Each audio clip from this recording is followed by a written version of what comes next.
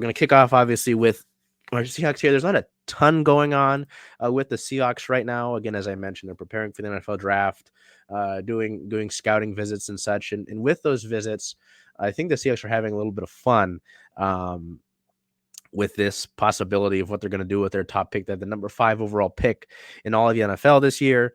They've been visiting some schools with top quarterbacks in the college landscape.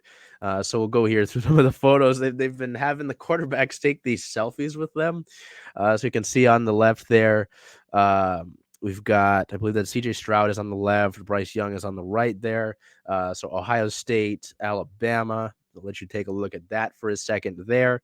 And then we move over here to Will Levis, I believe at Kentucky.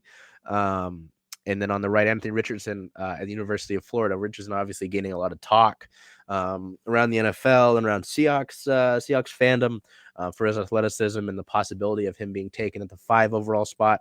I still don't think that the Seahawks take a quarterback, with their number 5 overall pick.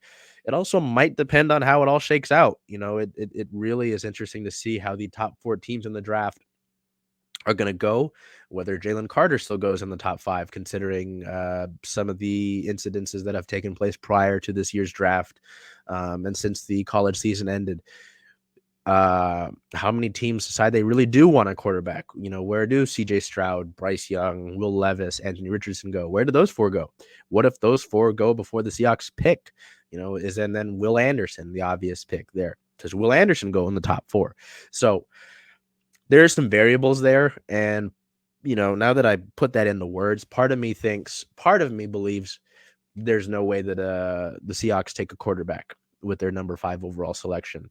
The other part of me is thinking it might be possible depending on the way that things shake out. I know Tyree Wilson is somebody that has been viewed for the Seahawks at the number 5 overall pick.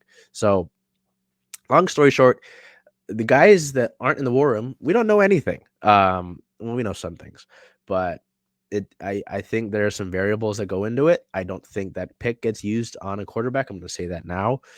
I also said that I didn't think that Geno Smith would be the starting quarterback. So, things shake out here and there. I would still like for Will Anderson Jr. to be the pick at that spot if he's available.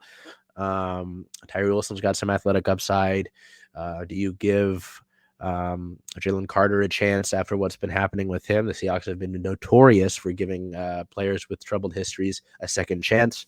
Or do you get a guy like Anthony Richardson, develop him, let him sit behind Geno? I know that John Schneider said that they really liked him, but he's obviously got some things to work on, like all of the quarterbacks in this draft. So if you were looking for a clear and decisive answer on what I thought would happen here, I can't tell you. I cannot tell you. I'm sorry.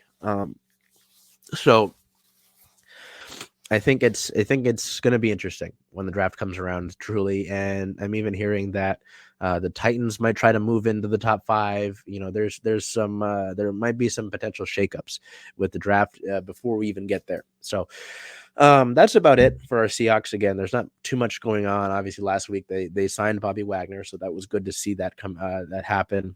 Seattle get that done. So that's what's been happening with the Seahawks.